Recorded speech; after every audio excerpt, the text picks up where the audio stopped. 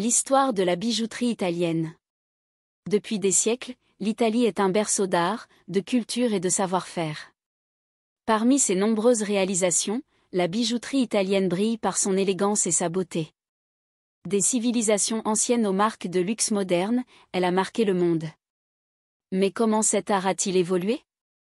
Partons ensemble à la découverte de l'héritage de la bijouterie italienne, de ses techniques raffinées et de la créativité unique qui l'a façonnée au fil du temps. Les débuts étrusques, l'aube de la bijouterie italienne. Notre histoire commence avec les Étrusques, une civilisation ancienne qui a prospéré en Italie centrale entre le 8 et le 3 siècle avant Jésus-Christ. Ces orfèvres talentueux ont développé des techniques complexes, comme la granulation, qui consistait à souder de minuscules perles d'or pour créer des motifs fascinants.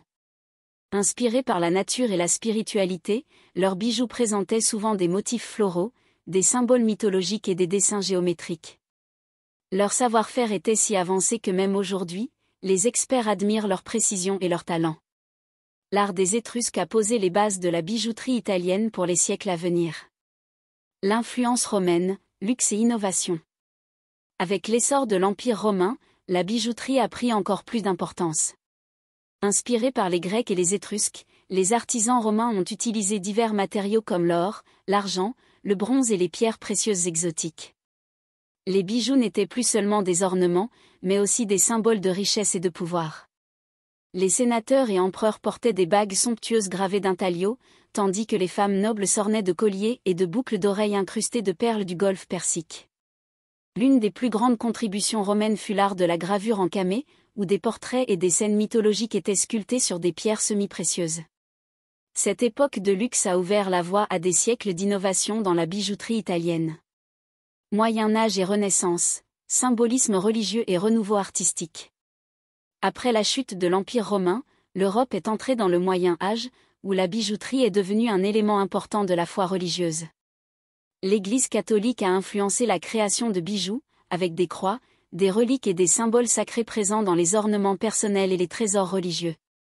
Les orfèvres ont fabriqué de magnifiques reliquaires, calices et pendentifs ornés d'émail et de pierres précieuses, souvent offerts à l'Église. Mais c'est pendant la Renaissance que l'Italie est devenue le centre de l'expression artistique, et la bijouterie a connu un véritable essor. Dans les villes de Florence, Venise et Rome, les maîtres orfèvres ont créé des bijoux somptueux mêlant influence classique et élégance de l'époque. De nouvelles techniques comme le repoussé et la filigrane ont vu le jour, donnant naissance à des pièces qui étaient autant des œuvres d'art que des symboles de richesse et de prestige. Du baroque au néoclassique, extravagance et raffinement. Au XVIIe et XVIIIe siècle, la bijouterie a évolué vers des designs plus audacieux et théâtraux. L'époque baroque était marquée par des formes tourbillonnantes et des pierres précieuses imposantes montées sur de l'or finement travaillé.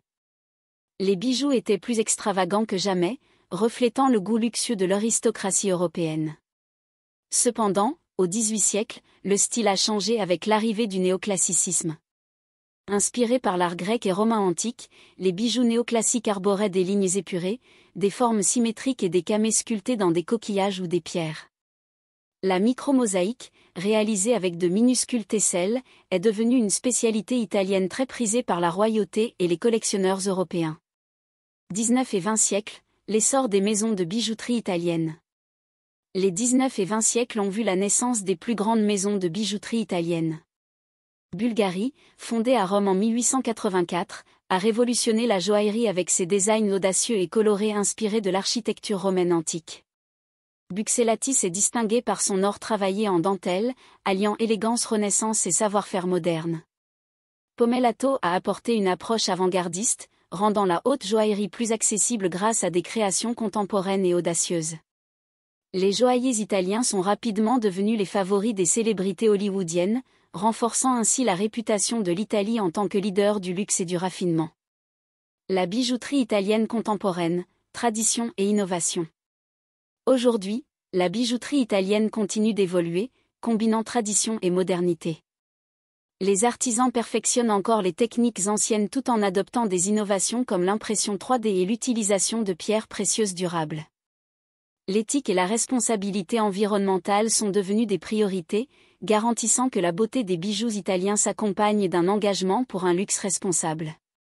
Qu'il s'agisse d'une pièce unique faite à la main ou d'un bijou de haute couture, la bijouterie italienne reste un symbole d'art, de passion et d'élégance intemporelle. Conclusion. Des Étrusques aux créations éblouissantes des marques de luxe modernes, l'histoire de la bijouterie italienne est un témoignage d'excellence et de créativité. Classiques ou contemporains, les bijoux italiens continuent de séduire le monde, définissant à jamais l'essence de la beauté et du savoir-faire.